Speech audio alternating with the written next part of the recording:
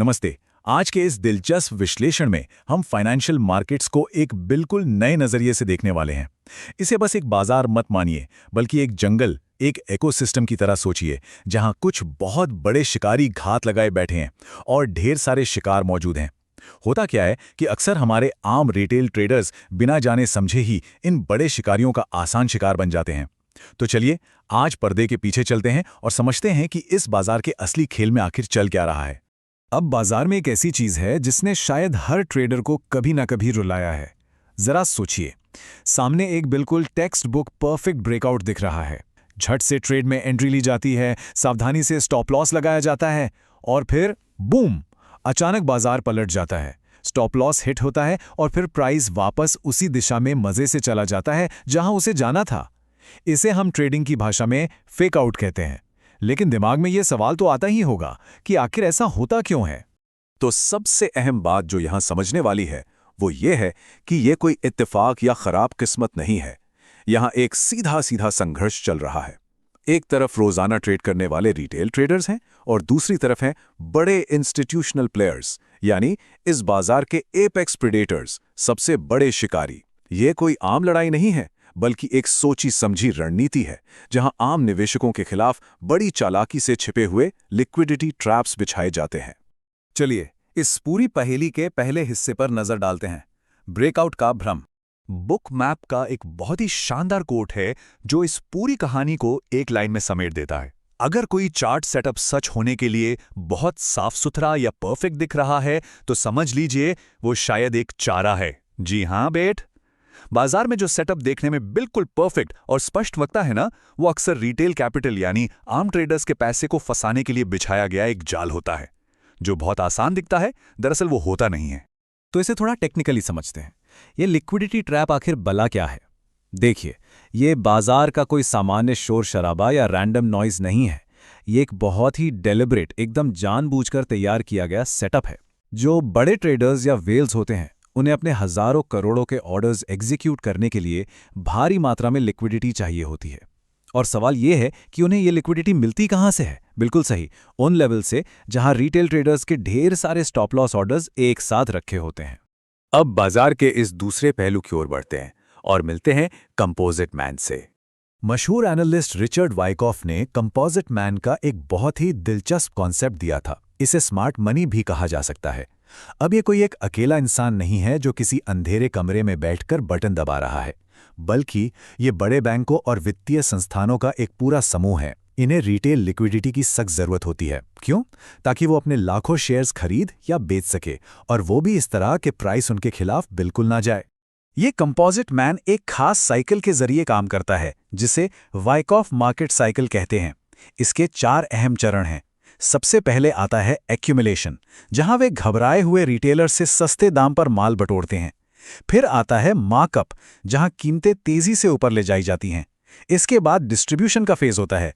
यहां retail traders जोश में आकर सबसे महंगे दाम पर खरीदारी कर रहे होते हैं और स्मार्ट मनी अपना माल उन्हें चिपका कर निकल जाती है। और अंत में आता है मार्कडाउन, जहां प्राइस वापस नीचे गिरता है। और मजे की बात, ये साइकिल बाजार में बार बार दोहराई जाती है। अब इस चर्चा के तीसरे हिस्से पर आते हैं, स्टॉप हंट्स और इंड्यूसमेंट। यहां चीजें सच में बहुत दिलचस्प हो जाती हैं। यहीं पर इंड्यूसमेंट यानी प्रलोभन का खेल शुरू होता है। स्मार्ट मनी जानबूझकर चार्ट पर ऐसे मूवमेंट बनाती है जिन्हें देखकर ट्रेडर्स जल्दबाजी में बिना सोचे समझे और पूरी तरह से इमोशनल होकर एंट्री कर लें। और जब ढेरों ट्रेडर्स एक साथ इस ट्रैप में फंसते हैं तो वहां लिक्विडिटी का एक विशाल पूल बन जाता है। इसी पूल का इस्तेमाल स्मार्ट मनी अपने बड़े ट्रेड्स के लिए करती है। यहां लिक्विडिटी और इंड्यूसमेंट के बीच का फर्क समझना बहुत बहुत जरूरी है। लिक्विडिटी असल में वो लक्ष्य है, यानी वो स्टॉप लॉस ऑर्डर्स जो सिस्टम में पहले से पड़े हुए हैं। और दूसरी तरफ इंड्यूसमेंट वो चारा है जिसे फेंक कर ट्रेडर्स को उस लक्ष्य तक खींचा जाता है। तो वो जो प्राइस मूवमेंट एक असली ब्रेकआउट लग रहा होता है ना, वो अक्सर महज एक चारा होता है। तो सवाल उठता है कि ये शिकार होता कहां है? देखिए, इन शिकारियों को बिल्कुल सटीक अंदाजा होता है कि रिटेल ट्रेडर्स अपने स्टॉप लॉस कहां लगाते हैं। ये जगहें बहुत ही प्रिडिक्टेबल होती हैं, जैसे कि पिछले दिन का हाई या लो, प्री मार्केट के टॉप और बॉटम लेवल्स, या फिर 5,000 और 10,000 जैसे साइकोलॉजिकल राउंड नंबर्स। क्योंकि इन्हीं जगहों पर सबसे ज्यादा स्टॉप लॉस जमा होते हैं, इसलिए यही बाजार के सबसे बड़े हंटिंग ग्राउंड्स बन जाते हैं। अब इन ट्रैप्स को पहचानना कैसे है? इसके कुछ बिल्कुल साफ लक्षण हैं। मान लीजिए किसी लेवल के ब्रेकआउट पर बहुत ही एग्रेसिव वॉल्यूम आता है, लेकिन कीमत टस से मस नहीं होती, वो आगे नहीं बढ़ती, तो समझ जाइए कि दाल में कुछ काला है। इसका मतलब है कि स्मार्ट मनी रिटेल ऑर्डर्स को एब्जॉर्ब कर रही है, उन्हें सोख रही है।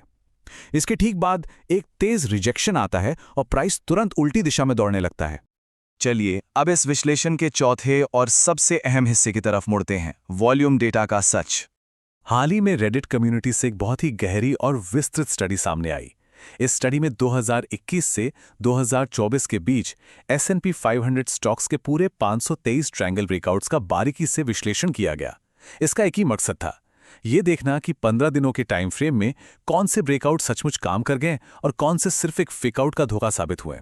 अब ट्रेडिंग की लगभग हर किताब यही बताएगी कि किसी भी पैटर्न के अंदर वॉल्यूम हमेशा गिरना चाहिए। लेकिन डेटा क्या कहता है? असली ब्रेकआउट्स में पैटर्न के अंदर वॉल्यूम लगभग 34% गिरा। लेकिन जरा सुनिए, जो ब्रेकआउट्स फेकआउट निकले उनमें भी वॉल्यूम 29% तक गिरा था। मतलब दोनों के बीच का फर्क न के बराबर था। इसका सीधा सा मतलब यह है कि पैटर्न के अंदर वॉल्यूम का गिरना असली ब्रेकआउट की कोई गारंटी बिल्कुल नहीं है। असली कहानी तो ब्रेकआउट वाले दिन के वॉल्यूम में छिपी है। डेटा से पता चला कि अगर ब्रेकआउट के दिन वॉल्यूम पिछले 20 दिनों के एवरेज के 2 गुने यानी 2x से कम था, तो ट्रेड जीतने की दर सिर्फ 48.8% थी, आधे से भी कम। लेकिन जैसे ही वॉल्यूम उस 20 दिन के एवरेज के 2x से ज्यादा हुआ, सक्सेस रेट सीधे उछलकर 68.4% हो गया। ये एक बहुत ही बड़ा आई ओपनर डेटा पॉइंट है। इस स्टडी का एक और बहुत अहम निष्कर्ष था, अगर ब्रेकआउट वाले दिन वॉल्यूम अचानक से शूटअप करता है, लेकिन अगली ही कैंडल में वो एकदम से मर जाता है, यानी कोई फॉलो थ्रू वॉल्यूम नहीं आता, तो सक्सेस रेट धड़ाम से गिरकर केवल 52.3% रह जाता है। यह साफ दिखाता है कि बिना फॉलो थ्रू के एक कैंडल का वॉल्यूम स्पाइक अक्सर सिर्फ एक लिक्विडिटी ट्रैप होता है और कुछ नहीं। तो अब हम इस विश्लेषण के आखिरी हिस्से में पहुंच चुके हैं, स्मार्ट मनी के साथ ट्रेडिंग। बाजार के इस जंगल में सर्वाइवल के तरीके क्या हैं? सबसे पहला रूल, हमेशा कंफर्मेशन का इंतजार करें।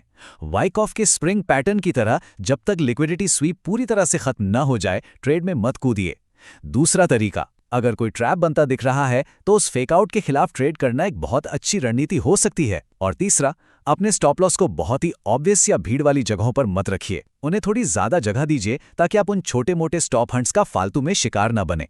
इन सारे कॉन्सेप्ट्स, डेटा और ट्रैप्स को डिकोड करने के बाद ये पूरी चर्चा हमें एक बहुत ही गहरे सवाल पर लाकर छोड़ देती है। अगली बार जब भी चार्ट देखा जाए तो हर ट्रेडर को खुद से ये सवाल जरूर पूछना चाहिए, क्या वे सच में अपनी रणनीति से बाजार को ट्रेड कर रहे हैं या फिर बाजार उनके इमोशंस और उनके स्टॉप लॉस को ट्रेड कर रहा है। याद रखिए, बाजार के इस खेल को समझकर ही कोई शिकार से शिकारी बन सकता है। तो सीखते रहिए और अपनी जिज्ञासा बनाए रखिए।